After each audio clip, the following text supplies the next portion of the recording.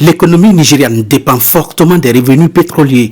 Ce projet de loi devrait en principe changer radicalement le secteur en stimulant les investissements étrangers et en réduisant le contrôle du gouvernement sur la NNPC, la compagnie pétrolière d'État qui gère le pétrole.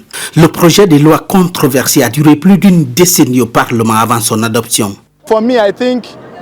Personnellement, je ne m'intéresse pas à ce que cette loi soit votée, mais je m'intéresse plutôt à quel impact elle aurait sur le Nigérian ordinaire. C'est la question que je souhaite me poser. Je pense aussi que ce moment est propice pour poser et répondre à de telles questions.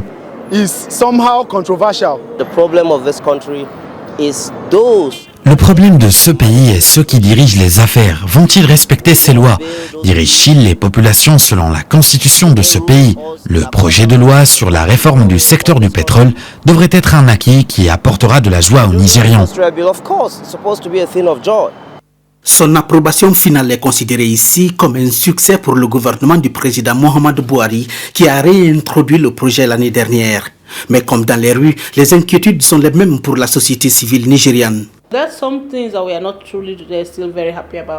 Il y a certaines choses sur lesquelles nous ne sommes pas d'accord, particulièrement sur la question de l'environnement.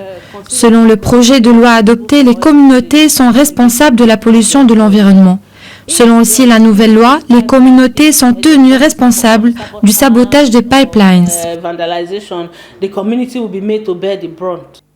Les communautés productrices du pétrole exigent que 10% des ressources les reviennent. La loi adoptée offre 2,5%. Et c'est ce qui cristallise encore les débats. Pour ces spécialistes du domaine et analystes énergétiques, il faut vite s'entendre sur les points de controverse pour éviter une situation de crise dans la région pétrolifère. Cette question est bien délicate. Je pense que si l'on n'arrive pas à un accord très rapidement, cela pourrait donner naissance à des agitations dans le delta du Niger où se trouvent ces communautés. L'autre élément de désaccord, c'est le fonds alloué pour l'exploration de nos frontières. Le Nigeria est le premier producteur du pétrole et le pays le plus peuplé du continent noir, mais peine à développer le secteur du pétrole en raison d'une corruption.